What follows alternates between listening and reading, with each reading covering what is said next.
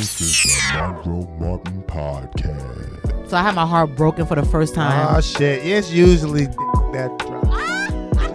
We're fucked up on this show, as you can tell so far. We see ghosts. My dog's a weirdo, yo. All she does is just climb on top of the couch and just start licking the top of my head, or anyone's head. She just likes black products. What up, y'all? Welcome back to another episode of the Monroe Martin Podcast. I'm here with one of my best friends since childhood, man. Absolutely. This is my dude. Fucking Darryl Davis, F5. Yo. I've known this guy since I was what was it, like 15, 16? Yeah, 15, 14, 15, like around, I want to say 15 though, to be safe. No. Absolutely. We were kids, bro. We were kids. You're the I first had person braids, I ever bro. seen do it, man. Thank you. Yeah, you had braids. I had braids, bro. It took a while for you to get hang time. Exactly. Them things stopped like right by my ear. Yo, because when you grow your hair out, you be so excited to like get it braided, not realizing where it's gonna stop.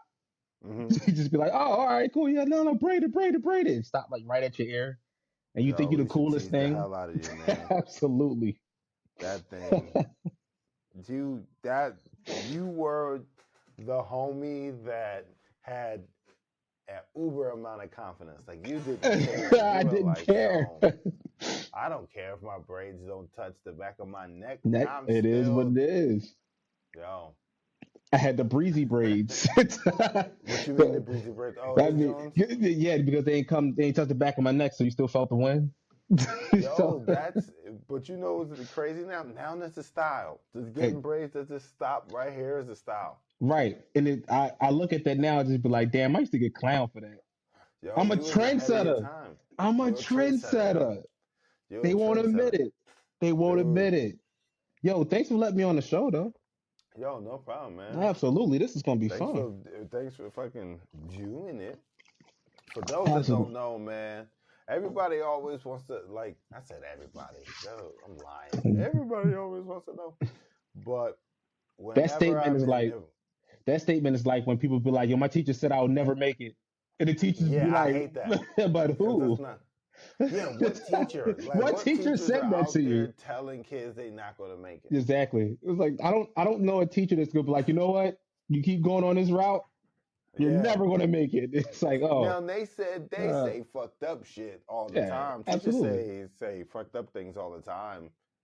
But I ain't never heard a teacher go, you're not going to make it. Because they watch basketball. Absolutely. They listen to enough rap. They know. They're like, just put me in your mixtape. Right. Right? Mr. Cerulli. I think a teacher probably will more likely tell a kid, I hope your shit flop.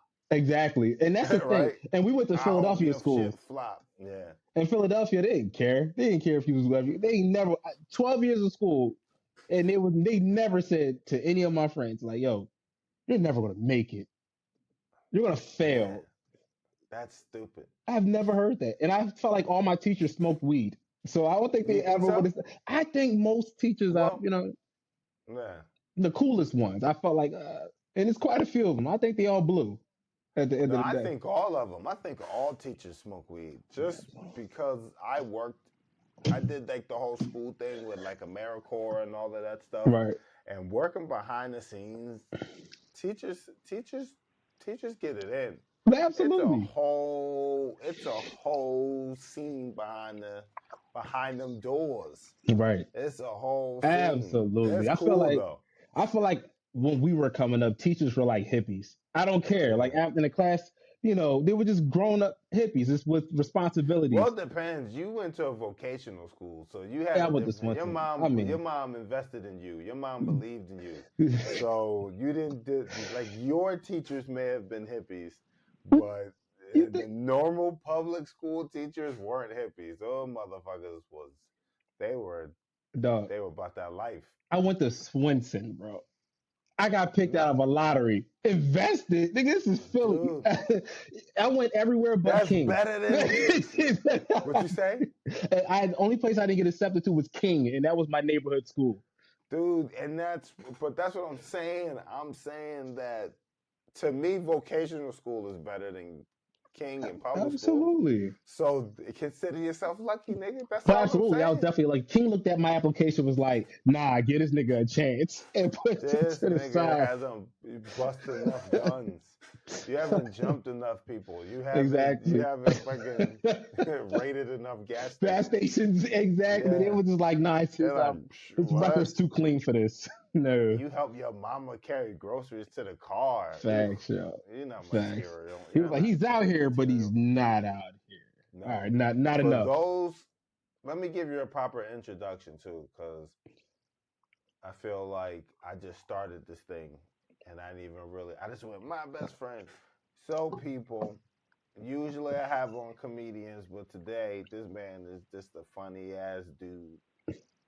Oh. He's not a comic, he's a rapper, he's an entertainer, but he may talk like a comic, but he ain't. I'm not a comic. I don't want y'all to be looking for a stand-up. Go look for his music videos and his rap and shit like that. But this is F5, Darryl Davis. This is the first person. You're the first person I seen do it. Does that make sense? Does that statement make sense? Absolutely. So when it comes to like following your passion and like monetizing it and chasing it and trying to make a living out of it, you're the first person I seen do that shit in high school. I appreciate that. You going to Virginia and be like, I gotta work on my album, and we're teenagers at the time. I'm exactly. Like, album? What the hell? This nigga what doing? You talking about album? Nigga, we kids, but you were doing it faithfully. You were really doing it because, like, I went down there to see. I saw for myself. You know what I mean? Does that make sense? I think that's very important when it comes to doing anything, like following your goal is if you see somebody, like to see someone else attempting their shit, sometimes is all you need to be like, oh, okay, I can fucking do this too. Like I seen you making music in the bathroom, nigga. Remember it? Yeah, dude, I was in the tub. I was in the tub. Yeah. People, did y'all know that? Did y'all know rappers out here rapping in the tub? Yeah, absolutely, bro. I was in the tub, yo. And God forbid someone had to use the bathroom. Had to clear out the bathroom and come back in and hope it wasn't a number 2, bro, because you still got to finish the record. You got to be like... God damn. All right, start from the beginning. You ever spray too much? You ever spray too much and be coughing through all your bars? No. Luckily, I never had the incident happen. Thank God it was enough respect, but, you know, at the end of the day, bro. You never spit bars and peeing?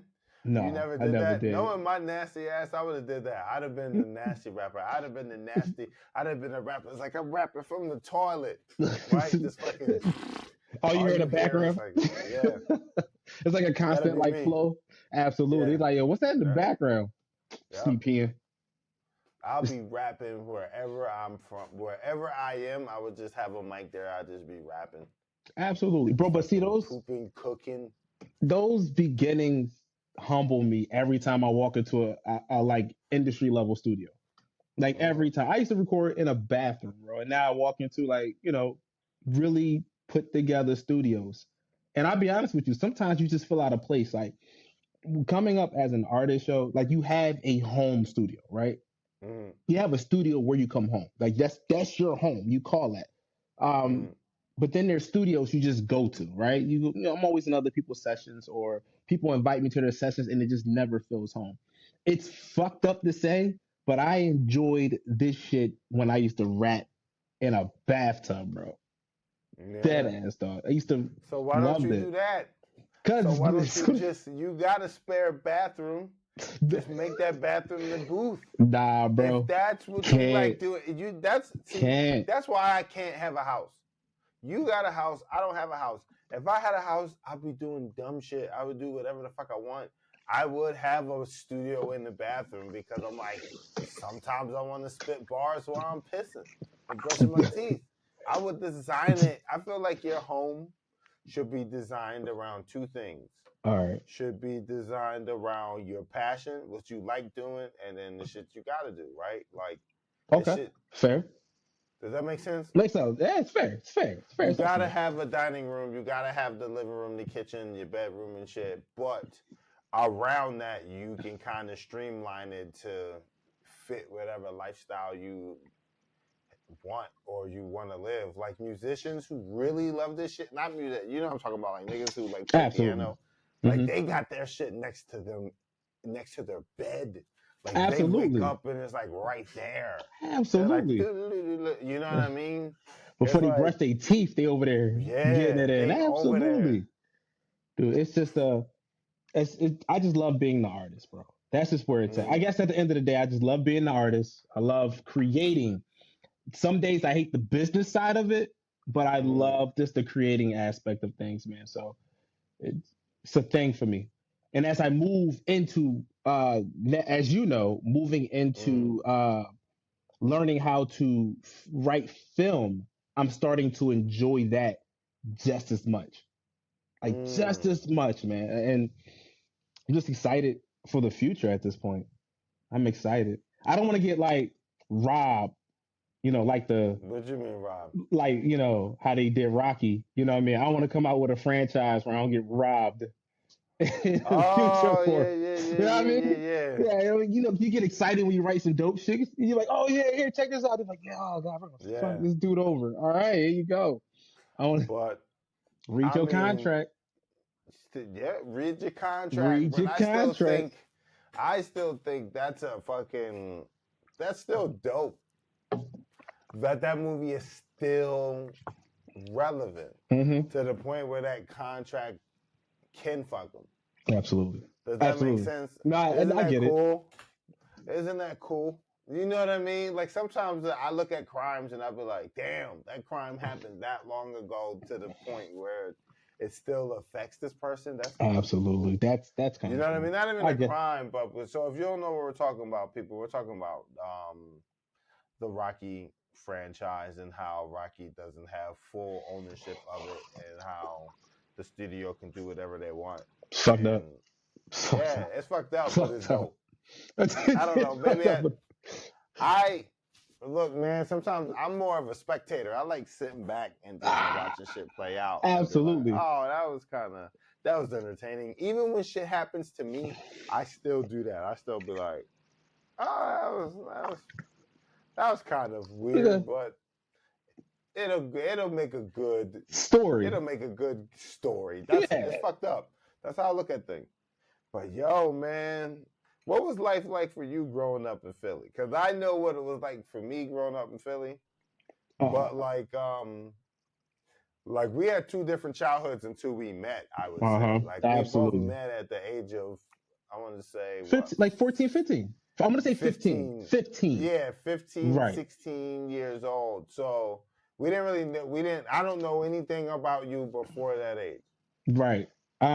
Life for me, all right, so honestly, I didn't start getting friends in Philly until about 14 years old because I'm originally from Alexandria, Virginia. Originally from there, we moved here. How long you lived in Alexandria? What age did you move to Philly? No, I came here young. Yeah. So, but we had to go back every summer.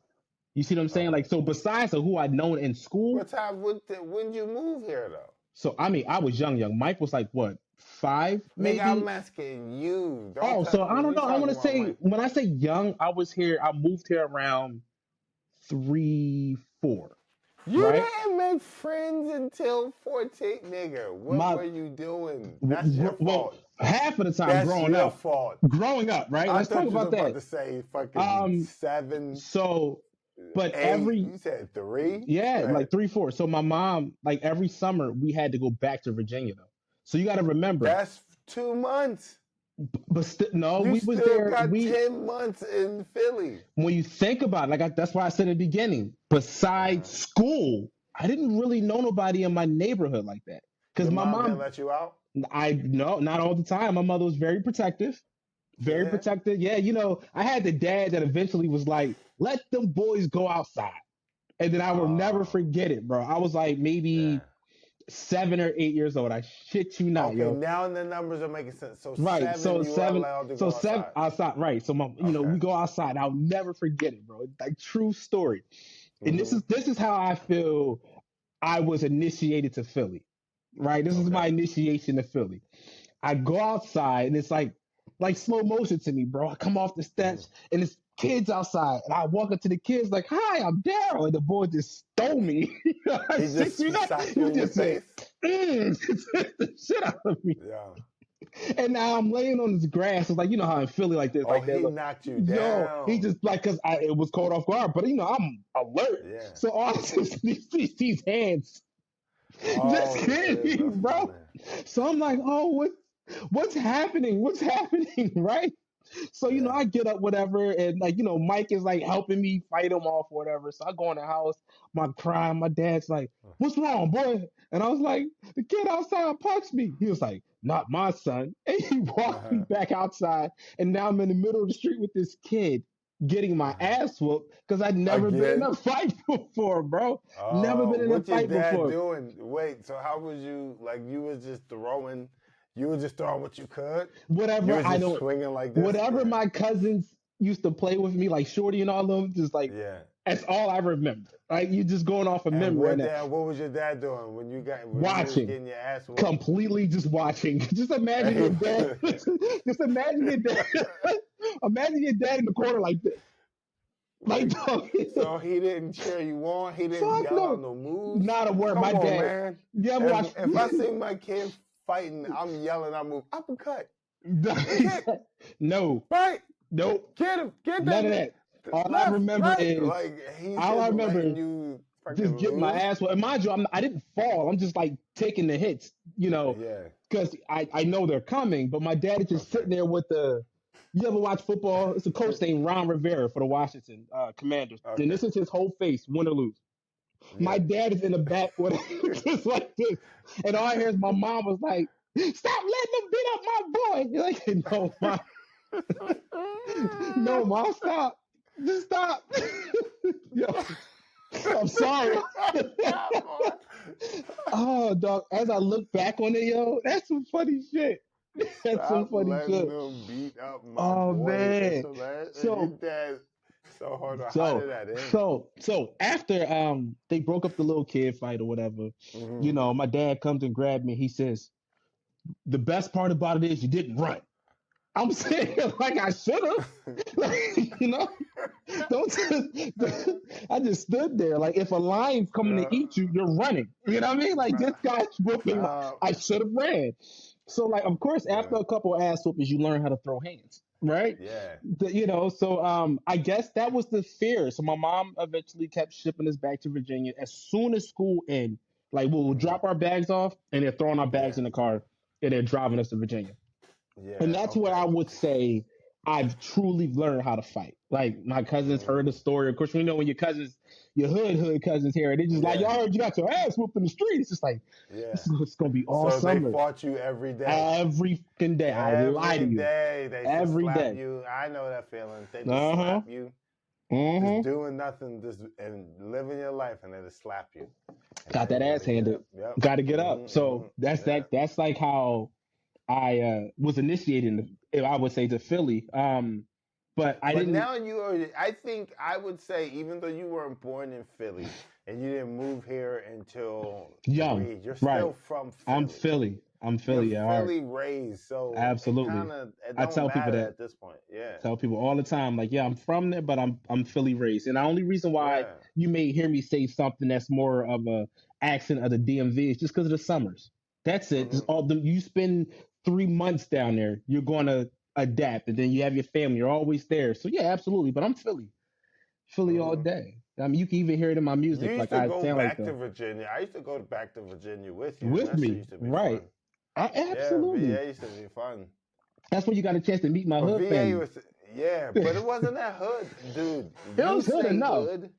You say hood, but maybe behavioral they were hood, but mentality? No, they weren't. No, no. They were put together. Hell no, they had their shit together. Absolutely. They were put together. So maybe hood, like, I don't really see the hood thing, because they lived in a nice crib, Like, I enjoyed that. I enjoy going over there because, absolutely, like, there's some homes I went to, and I'm like, I don't know how you do this shit. Nigga. I might as well sleep in the tent. Like, well, that's hood. They weren't hood. It was fun. They were put together. They were. When I say what? The pancakes?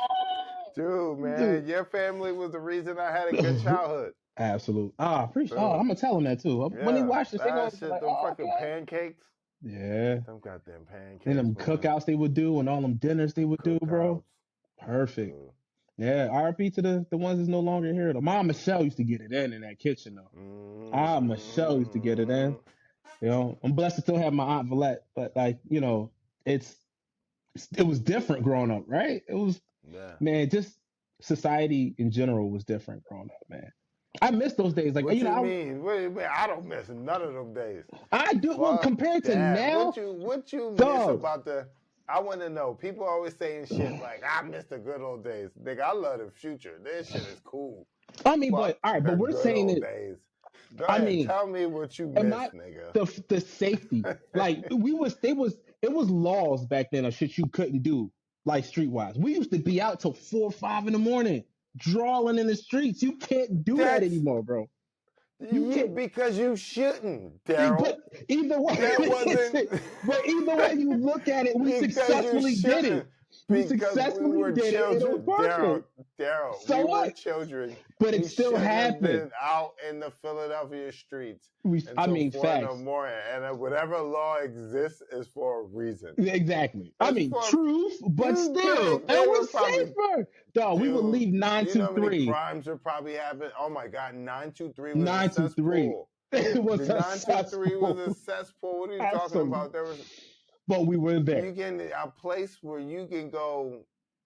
It was for those listening and watching. 923 was a club in Philadelphia that was like 17 and up or 16 and up, meaning like you could be 16 years old and enter this place, but you couldn't drink unless you had a wristband. Right. So grown-ups would also be in there partying with the high school kids. So you can have a crush on a girl, and then the dude come over with his grown-up cologne and energy and his fucking car and shit, and snatch your chick, and you talk about the good old days. What the fuck? Like, slow down now. I can only say that. Teenage pregnancies. 923 is responsible for it. Listen. I like the future, nigga. The present. I don't know. It wasn't all recorded like now, right? Fuck that shit. Like, at least, we ain't have Facebook and Instagram. So all of our sins are sitting exactly where they're sitting. That's what I'm saying. Camera. I think people missed the day where there was no evidence. Now there's evidence, but back then, I think, I like today. When people are like, good old days. I'm like, they're like, the laws are different. Yeah, one of the laws was you can kill niggas. Exactly. Facts. Look, truth. I'll give you that. But either way you look, today, what I like about today is just how. What you miss about the childhood? I think we had, at least together, we had good childhood experiences. Absolutely. But Philly's a tough city. It's a tough city. I think we lucked out and avoided a lot of shit. Well, street smart. You know what I mean? Very much street smart. Yeah. We did a lot of. One of us should have been locked up. I don't think street smart. That level of street smarts gets any praise. No. Like street smarts where you know how to avoid crime in general. Where you're like, yo, I'm street smart. Where I know not to go down these paths. Absolutely. People just usually be like, oh, street smart. You know how to speak the street language. It's like, what? Yeah, what? Yeah. No, that's just Ebonics. Exactly. Yeah, no, I'm trying to think. For me, it's just none of it. We used to go to the white malls. Remember the white malls? You talking about like Plymouth Meeting Mall or like Neshaminy Mall? Absolutely. That's when I first learned about. Well, no, that's when I was introduced to white folks. That's when you were introduced to white folks? I knew white folks as a kid. I ain't know they weren't nothing. Like, to me, to watch other black people get weird around white kids, I was like, these niggas, what? like I grew up around the trashiest white folk. So when I seen them, like white kids. Oh, okay, white kids and out in the sticks, they just trash with more space. They just fucking hood too. They just got more space. Truth. Well, they can just, you know what I mean? We living in a box. They just got space to fucking put their abandoned car and jump on it and make grills out of trash cans. They do the same shit. I mean, that's creative though. Let's give them some credit. Like, come on. It is still trash shit. I mean, so what? Look. What? Yeah, I wasn't, and white folks wasn't like a novelty to me. So where we used to go to, that's why I said, remember going to the white mall? Because I would watch like you and like our other friends. I don't want to say nobody else's name. But I would watch y'all kind of be like, look around at white people. And that shit would be hilarious. Hell, because when you come from an all black neighborhood, that shit is foreign. Like, you just be like, oh shit, these motherfuckers is white. Yo, damn. And then my mom sends me. You lived in a middle class black neighborhood. Absolutely. Oh, that's uptown for you. Like it. Absolutely. I swear black people owned everything. Absolutely. Around that neighborhood. It was from the corner stores to the fucking supermarkets and shit, right? It was maybe 3 or 4 true Asian descent stores in there. I'm talking like the Chinese store or the discount store or like the liquor store. Everything else is like black owned. Like if you were cool. It was damn near Black Wall Street without the banks.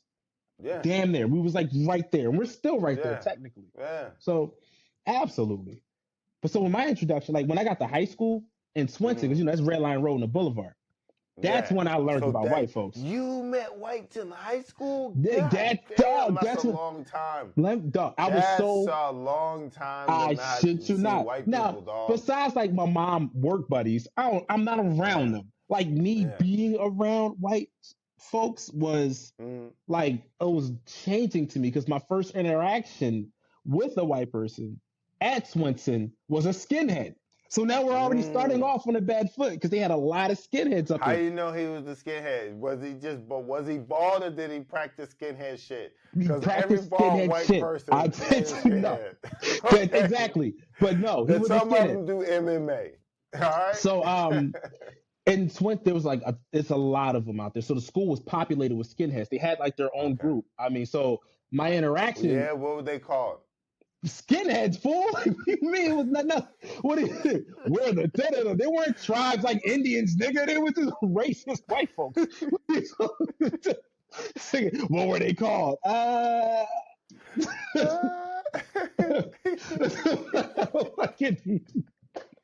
I don't know. Because black gangs got fucking names. Oh yeah, so but I would think that white gangs are just going around like, but skinheads. Like they're gonna call themselves something. It's different from gangs. It's skinheads. Like, all right, black people had gangs. All right, yeah, with Bloods with Chris, but not all of them hated white folks. That wasn't it. These motherfuckers hate niggas. Like it was they hated anybody that wasn't white, yo. And if you were white that loved niggas, they hated you. Yeah. You know what I mean? So and they would express that to you in absolutely, school? Bro. There was a dude. It was a dude with on my life, bro, a SWAT sticker tatted on his back, and he worked in the automotive section of the school, like and he would have his shirt off. Well, how old was he? Well, if I was 14, he was at least 16.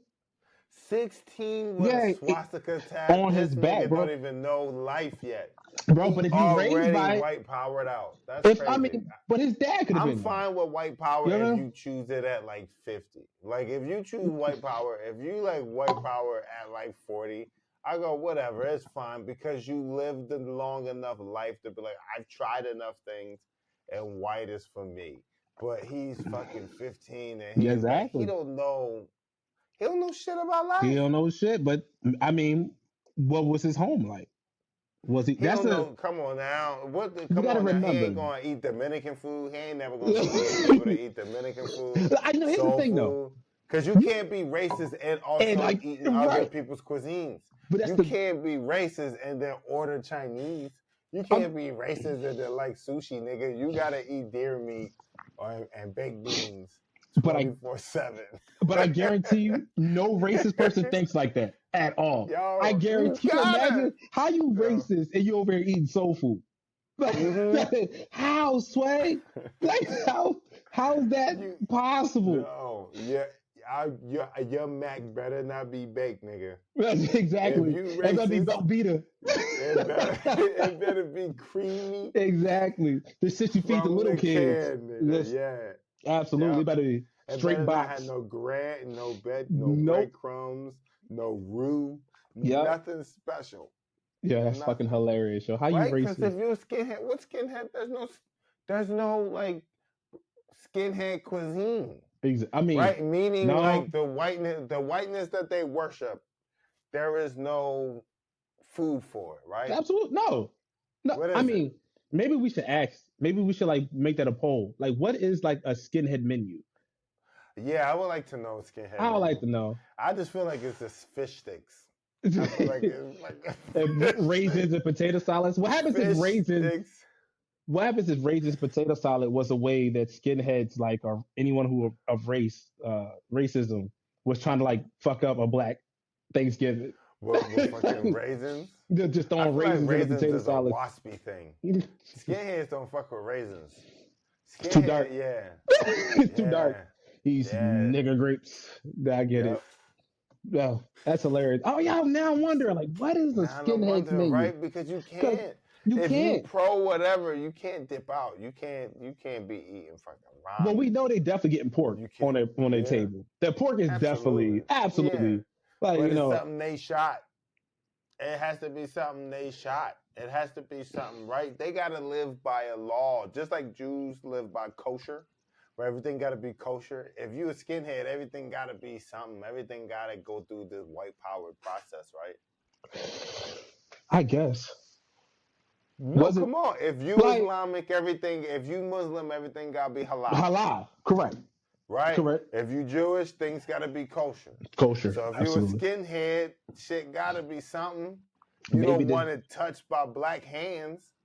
You gotta be like, yo, I want this meat untouched by Negro knuckles. They gotta be prayed over by their grandmaster. Take the seasoning off. What happens if it's just not adding seasoning to your food? It makes it like skinhead appropriate. You didn't salt and pepper this shit, did you? I think skinheads fuck with seasoning. I think skinheads have a fetish for black. Yeah. In my opinion. What you mean? Like, I feel like if you took like a skinhead dude's laptop, there's black porn on there. Oh, like, I get exactly. Yeah, the number one searches is ebony. Yeah, I get that. I can absolutely. That's when you can really tell. That's when that's why they got the sheets. Exactly. So, yeah, they be looking at them, but under sheets they're like, Yeah. God damn. All right, Jazzy. Damn, look at that ass. All right, Cherokee. Yeah. Say, oh, okay. No, I believe that, man. Absolutely. But you went to what school? Besides King, you went somewhere else. Where did you go? That was it. High school. You went to I was talking about middle school and stuff. Right. I went to Wagner. You went to Wagner? What middle school you went to? Yeah, what middle school did you go to? I went to Leeds. That's how I met Malik. Leeds Middle School. Yo, I know somebody else that went there. I'm just trying to, I don't know. Somebody else. It's like, it gotta come to my mind, but I'm telling, it's crazy because when I was at Leeds, you were staying with Lee, and we never crossed paths, bro. And that's how I know. Like, yeah. We had like So also people, because we can't be too inside baseball.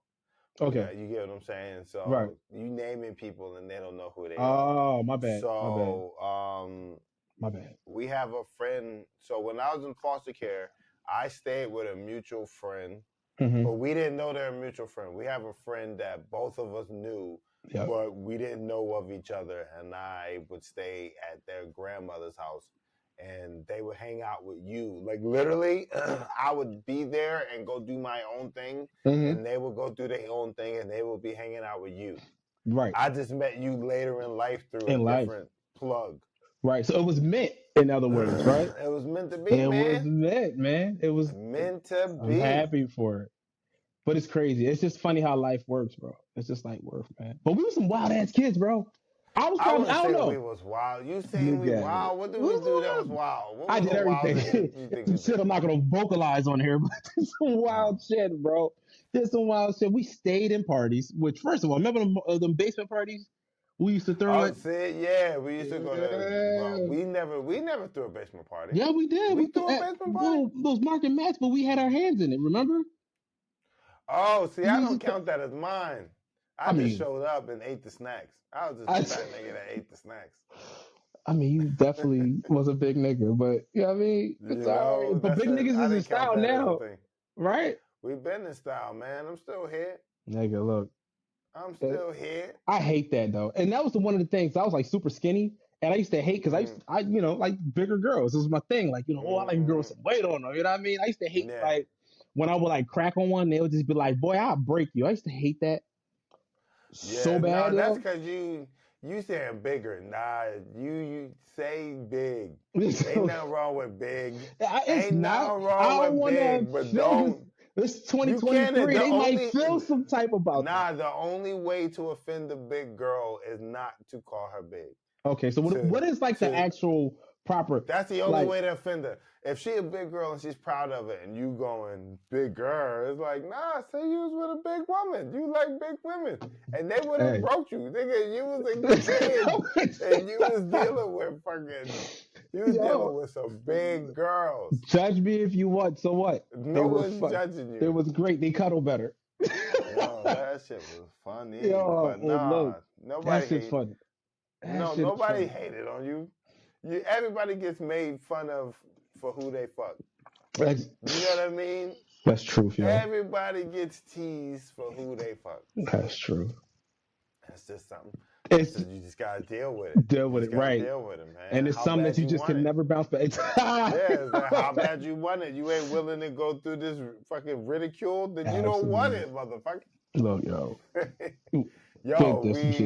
We running out of time up top. Would you like to stick around for the Patreon, man? Absolutely. You would? You got time? Let's do it. Tell the people where you're gonna be, man. Tell them where they can find your work. So, of course, artist names F5. You can catch me on all major streams, music platforms, Apple Music, Spotify, Tidal, you name it. I'm on it, as well as YouTube at F5ishiphop.com, YouTube, as well as my Instagram, F5ishiphop, Twitter, F5ishiphop, and just follow me. I show love, and let's have fun. Let's get to know each other a little bit more. All right, people, you know what it is. Make sure that you like, share, and subscribe. See you on the other side.